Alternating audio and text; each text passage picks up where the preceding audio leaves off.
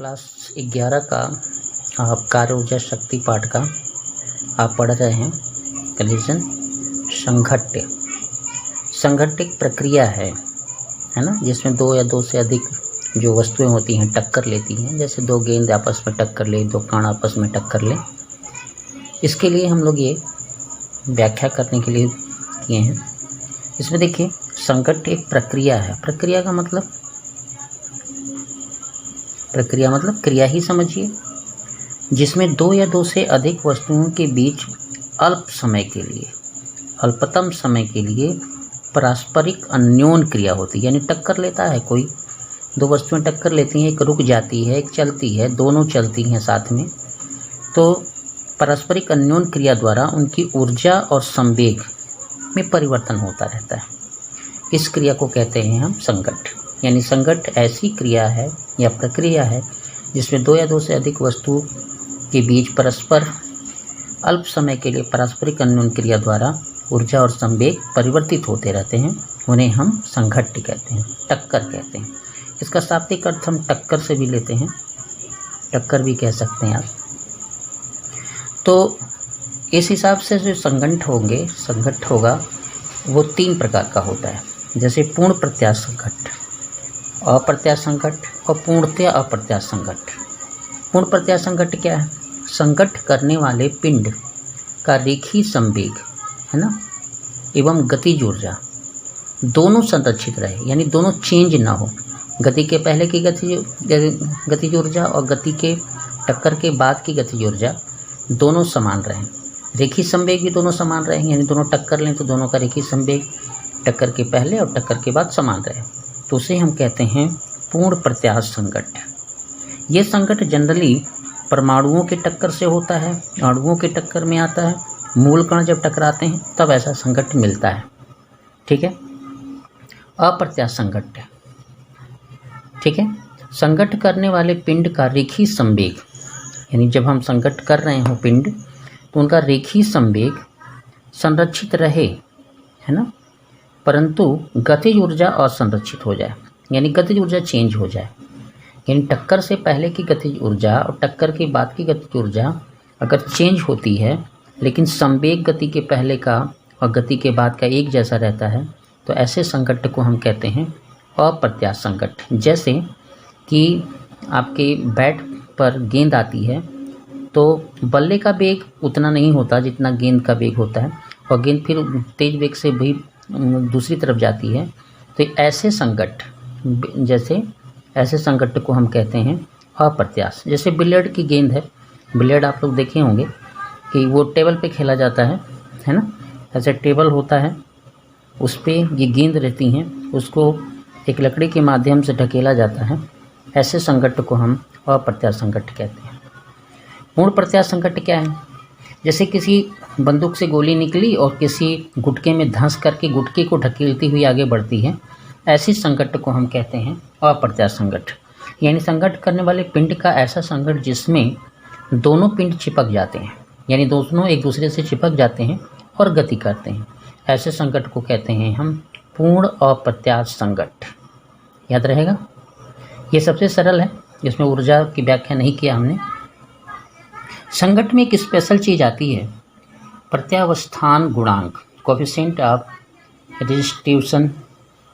दो पिंडों के संघट्य के बाद, दो पिंड अगर संघट्य करते हैं के बाद दूर जाते समय सापेक्ष वेग, यानी जब दो पिंड आपके ऐसे टकरा गए, मान लीजिए दो पिंड आए ऐसे पास पास, टक्कर लिए, टक्कर करने के बाद दोनों ऐसे चल दिए, यानी अगर एक पिंड का वेग u1 था, u2 था, और बाद में टक्कर लेने के बाद ये दोनों टकरा गए, टकराने के बाद ये v1 वेग से चला, ये v2 वेग से चला, तो उस समय का इन दोनों के डिफरेंस को ही सापेक्ष कहा जाता है। दो पिंडों के संघट्य के बाद दूर जाते समय सापेक्ष वेग, संघट्य के बाद सापेक्ष वेग दूर जाते समय, और संघट्य के पहले पास आते समय सापेक्ष वेग का जो अनुपात होता है उसे हम प्रत्यावस्थान गुणांक ई कहते हैं। जिसे हम किससे दिखाते हैं? ई से दिखाते हैं। ठीक है। सापेक्ष वेग आपको समझ में आ रहा होगा। टक्कर के बाद के सापेक्ष वेग को v2 में से v1 को घटाया जाता है, लेकिन टक्कर से पहले के सापेक्ष वेग को पहले में से दूसरे को घटाया जाता है। तो ये हो गया आपका प्रत्यास्थान गुणांक बराबर होगा संकट के बाद का सापेक्ष वेग जैसे ये, और संकट के पहले का सापेक्ष वेग यानी ये v2 minus v1 u1 minus u2 हो गया। तो ये आपका उसका सूत्र बन गया। अगर E का मान, अगर आप किसी संकट की क्रिया करते हैं उसमें E का मान 1 आता है ना, तो ये कहा जाता है कि वो पूर्ण प्रत्यास्थ का संकट है, यानी दो पूर्ण प्रत्यास्थ पिंडों का टक्कर है ये। और E बराबर अगर 0 आ जाता है तो पूर्ण अप्रत्यास्थ संकट कहलाता है।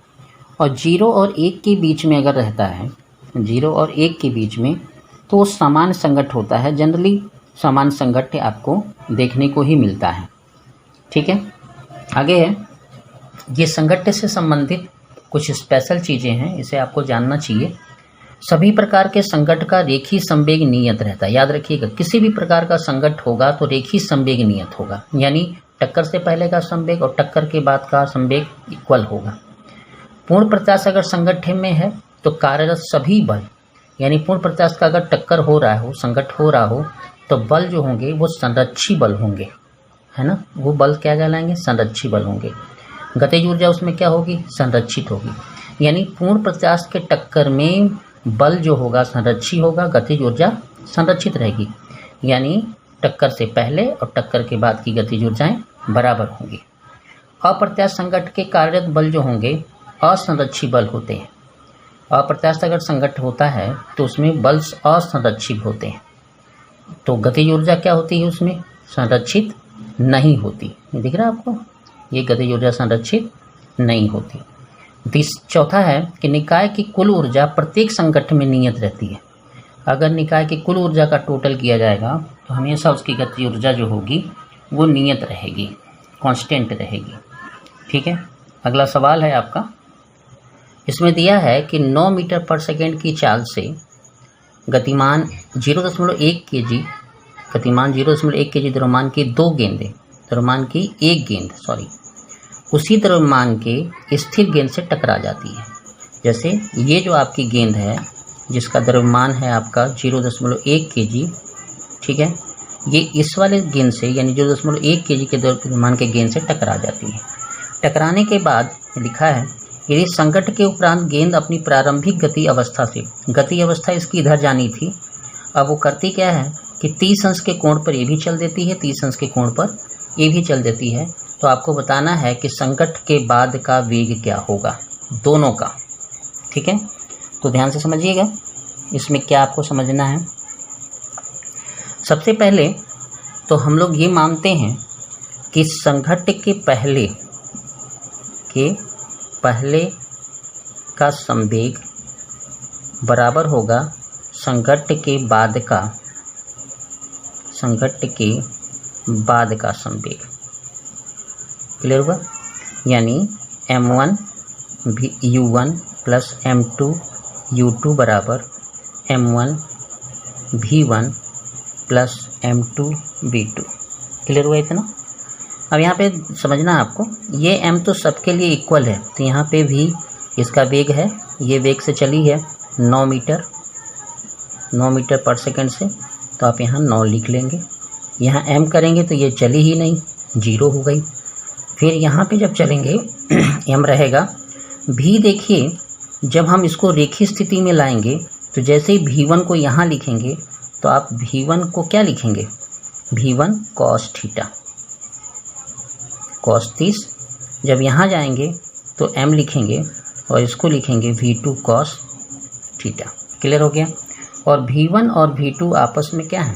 बराबर है ना। आप इसको भी कह सकते हैं। ठीक है, अब देखिए ये हम कॉमन लेंगे तो कट जाएगा, सब m कॉमन कट जाएंगे। यहाँ देखिए v, तो v cos 30 का मान होता है 1/√3/2। ठीक है ना, प्लस इसके लिए भी होगा, ये आपका जो v है इसके लिए भी होगा v√3/2। ठीक है, तो v अगर कॉमन लेना है तो ले लीजिए। ठीक है, तो v कॉमन लेंगे तो आपको क्या मिलेगा? तो सब दोनों को जोड़ देंगे तो आपका हो जाएगा 2v√3/2। जोड़ दिया हमने, 2 से 2 कट गया, तो v बराबर आ जाएगा हमारा 9/√3, यानी हम इसको कर सकते हैं 9√3/3 यानी 3√3। तो v बराबर हो जाएगा 3√3 मीटर पर सेकेंड। आप इसको जब हल करना चाहते हैं तो हल भी कर सकते हैं। 3 × 1.732, तो v बराबर हो जाएगा 6, 9, 21, 5, यानी इसको आप लिख सकते हैं 5.2 मीटर पर सेकेंड। ठीक है। अब आपको एक चीज़ और समझनी पड़ेगी थोड़ी कि इसमें लिखा है कि संघट्ट किस प्रकार का है। देखिए, जानने के लिए तो आप इससे ही जान सकते हैं कि संघट्ट किस प्रकार का है। तो ये संघट्ट है आपका, इसमें गतिज ऊर्जा का क्षय हो रहा है ना। तो क्षय होने में आपका जो संघट्ट होता है उसे हम अप्रत्यास्थ संघट्ट कहते हैं। क्या कहते हैं? अप्रत्यास्थ संघट्ट कहते हैं। क्लियर हो गया? धन्यवाद। पूरा वीडियो देखा करिए। सवाल को तो ज़रूर देखिए आप, कैसे हमने कॉस किया है। इसका घटक हमने लिया कॉस, इसका घटक हमने यहाँ लिया है, दोनों को हम यहाँ यूज कर रहे हैं, दोनों के मान बराबर कर रहे हैं हम। ठीक है, तो इस तरह से हल करेंगे। ठीक है।